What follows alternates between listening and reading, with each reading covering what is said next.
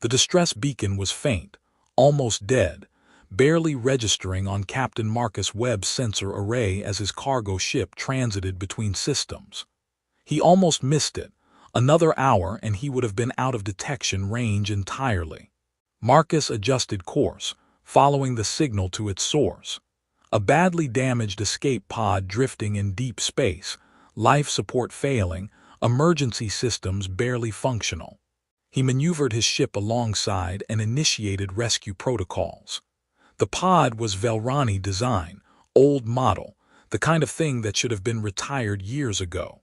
Getting it into his cargo bay required careful work with magnetic grapples. The pod's hull was so damaged that too much force would tear it apart. Once secured, Marcus cycled the bay atmosphere and opened the pod. Inside was a Velrani woman, unconscious, severely injured. She had burns, impact trauma, signs of extended time in the failing life support. Marcus immediately moved her to his ship's medical bay. He'd been a medic before becoming a cargo hauler, so he had better medical equipment than most independent ships. Over the next 6 hours, he stabilized her injuries. Burns treated, broken ribs stabilized, dehydration addressed. She'd survive, but recovery would take weeks. When she finally woke 3 days later, her eyes opened with immediate panic. She tried to sit up, gasped in pain, looked around the unfamiliar medical bay with terror. "Easy," Marcus said gently from where he'd been monitoring her vitals. "You're safe. I'm Marcus Webb. I found your escape pod drifting in deep space and brought you aboard my ship. You were badly injured. I've been treating you." She stared at him, clearly trying to process this. "Who, where?" "You're on an independent cargo vessel. We're about 3 days from where I found you, heading toward the inner systems. Can you tell me your name?" She opened her mouth, closed it, tried again. "Kira, my name is Kira." "Okay, Kira, do you remember what happened? How you ended up in that escape pod?" Her expression shifted to confusion mixed with fear. Explosions, fire. People screaming. Someone pushed me into the pod and launched it. Then nothing until I woke here." "Do you remember what ship you were on, where you were going?" She shook her head, and Marcus could see genuine confusion rather than evasion. I don't remember, just the explosions, the terror. Then drifting, alone, waiting." Her voice broke. Marcus didn't press. He could see she was traumatized, that pushing for information she clearly didn't have would only cause more distress. "It's okay, you're safe now. Let's focus on getting you healed. The memories might come back as you recover." Over the following weeks, Kira healed physically but struggled psychologically. She had nightmares, waking screaming from dreams of explosions and death. She had fragments of memory that didn't form a coherent picture. Images of faces she couldn't name, places she couldn't identify, a pervasive sense of loss without understanding what she'd lost. Marcus gave her space to heal at her own pace. He didn't demand explanations or push for information. He just provided medical care, quiet company when she wanted it, and solitude when she needed that instead. Slowly, carefully, they developed trust. Kira trusted that Marcus wouldn't pressure her for answers she didn't have. Marcus trusted that despite knowing nothing about her background, she wasn't a threat to him or his ship. "Why are you helping me?" Kira asked one evening as they shared a meal in the ship's small galley. "You don't know who I am. I could be dangerous. I could be a criminal running from something." "Could be," Marcus acknowledged. "But you were dying in a damaged escape pod. Helping you was the right thing to do. Whatever your past is, it doesn't change the fact that you needed help when I found you." Most people would want to know more before committing weeks to caring for a stranger. Most people probably would, but I've been that stranger before, needing help, not having anywhere to go. Someone helped me then. I'm paying that forward. Kira absorbed this. "Thank you for not pressing me about things I can't remember, for just helping." "You're welcome. And for what it's worth, I think the memories will come back when you're ready to face them. Trauma does strange things to memory. Your mind is protecting you from something too painful to process right now. That's okay. Take your time." As weeks passed and Marcus's cargo route continued, Kira slowly regained physical strength. The psychological wounds took longer. She had nightmares regularly, fragments of memory that revealed pieces without forming a complete picture. She remembered explosions tearing through a ship's hull, remembered people dying, guards in armor, officials in formal clothing, everyone trying to protect something or someone. Remembered being shoved into an escape pod by someone whose face she couldn't recall, the pod launching into space as the ship tore apart behind her. Then nothing. Drifting in the damaged pod, life support slowly failing, not knowing if anyone would find her or if she'd die alone in the dark. Marcus helped her cope without being invasive. He taught her basic ship operations to give her something to focus on, included her in meal preparation and routine maintenance, treated her like a crew member rather than like a victim or a mystery to be solved. "You don't have to do this," Kira told him during one of their conversations. "Take care of me, teach me things. You saved my life. You don't owe me anything beyond that. I'm not doing it because I owe you. I'm doing it because you're a person recovering from trauma, and you need things to occupy your mind beyond replaying nightmares. Also, having help with ship operations is useful. You're good at this. I don't know why I'm good at it. It feels familiar, but I don't remember learning it. Muscle memory, maybe. Your conscious mind doesn't remember, but your body does. That's actually a good sign, means the memories are there, just temporarily inaccessible." Eventually, Marcus's route brought him toward the Velrani homeworld. He had a cargo delivery there, standard freight hauling that was the bread and butter of independent operators like himself. When Kira learned they were heading to Velrani space, something shifted in her expression. Recognition, familiarity, something stirring that she couldn't quite articulate. "Does this mean something to you?" Marcus asked gently. "Velrani space." "I think so. It feels familiar, important, but I don't know why." "Would you want to be dropped at the homeworld? Maybe someone there would recognize you, help you figure out who you are and how to find your family." Kira was quiet for a long time. "I'm afraid. What if I find out something I don't want to know? What if my family is? What if they died in whatever attack destroyed that ship?" "That's possible, but not knowing is its own kind of torture. If there's a chance to find answers, maybe it's worth facing that fear. Would you stay with me? At least until I know something. I trust you. I don't know if I'll trust whoever I find there." "Of course, I'll stay as long as you need." When they arrived at the Velrani homeworld, Marcus went through proper channels, contacted Port Authority, explained he'd rescued a Velrani citizen who had no identification and couldn't remember her identity, requested assistance in identifying her and helping her find family. The initial response was bureaucratic routine. Fill out forms, provide description, wait for processing. Then everything changed. Someone in the processing office noticed details in Kira's description. Suddenly Marcus was being contacted by much higher authorities, told to stand by for immediate escort to the royal palace, that this was being treated as highest priority. "What's happening?" Kira asked, seeing Marcus's confusion. "I don't know, but apparently your identity is important enough that we're being taken directly to the palace with urgent priority. I have no idea why." They were escorted by royal guards, not threatening but very serious, very official. Kira was terrified. Marcus was simply confused. He'd expected maybe a database search, some local authorities who might recognize her, not royal escorts and palace summons. They were brought to a private chamber in the palace, not the formal throne room but a smaller, more intimate space.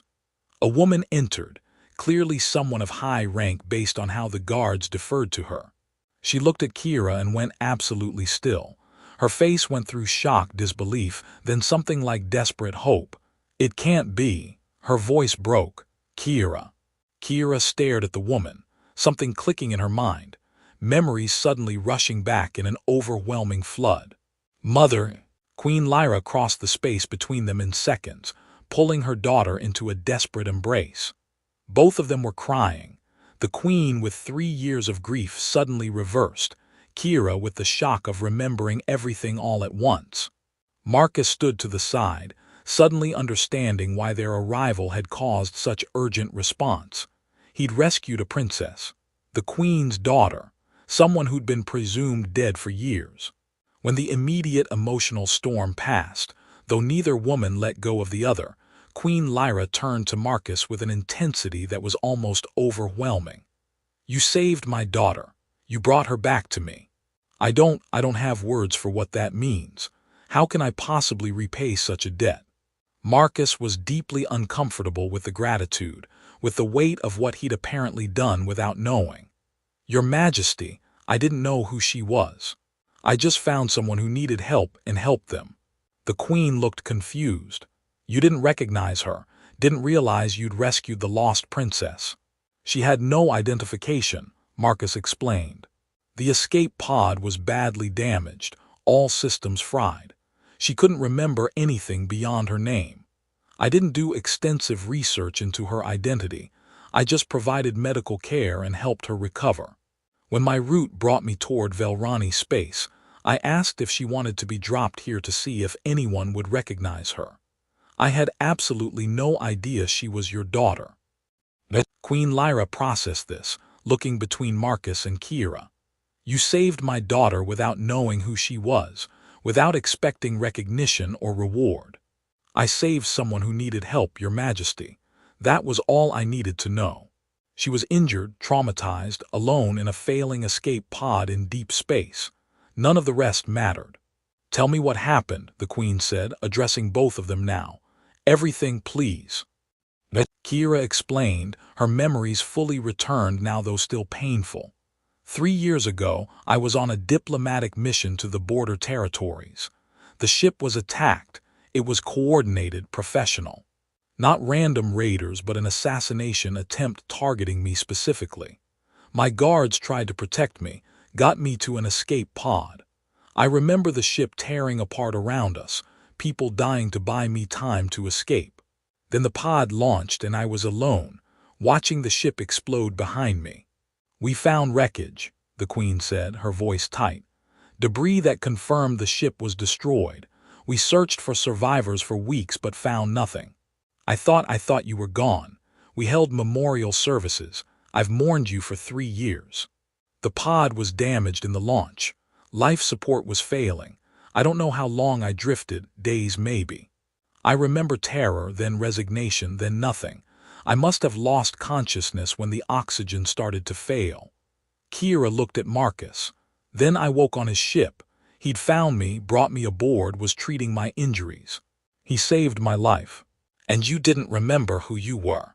"No, the trauma, watching everyone die, drifting alone thinking I would die. My mind couldn't handle it. I remembered explosions and terror but nothing else. Marcus helped me heal without pressuring me to remember. He just took care of me, treated me with kindness and dignity when I was lost and scared." Marcus added, "I could see she was traumatized. Pushing her to remember would have caused more harm. I just provided stability and safety while her mind healed at its own pace."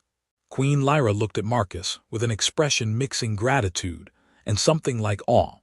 "You saved my daughter's life not once but continuously for weeks. Cared for her, helped her heal, protected her psychological recovery. And you did all of this without knowing who she was, without expecting anything in return." "I did it because it was the right thing to do, Your Majesty. I would have done it for anyone in that situation." "That's exactly why it matters," the queen said quietly. "You helped not because she was a princess, not because you expected reward or recognition, but because she was a person who needed help. That kind of genuine compassion is rare, especially across species lines." Queen Lyra wanted to honor Marcus with titles, land, wealth, formal recognition of the debt she owed him for returning her daughter. Marcus was profoundly uncomfortable with all of it. "Your Majesty, please. I don't want rewards for doing what anyone should do. I'm just glad Kira found her family and can start healing. That's enough." "It's not enough for me," the queen insisted. You've given me back something I thought lost forever. My daughter, my heir, the most precious thing in my life, that cannot go without recognition. Then recognize it privately, Your Majesty. I don't need public honors or wealth. I have a ship, a job I'm good at, and enough to live on.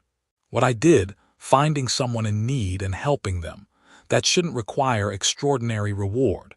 It should just be what we do for each other. The Queen studied him carefully. You genuinely believe that, don't you? That helping someone should be its own reward, not a transaction requiring payment. Yes, Your Majesty, I do. Your species continues to surprise me.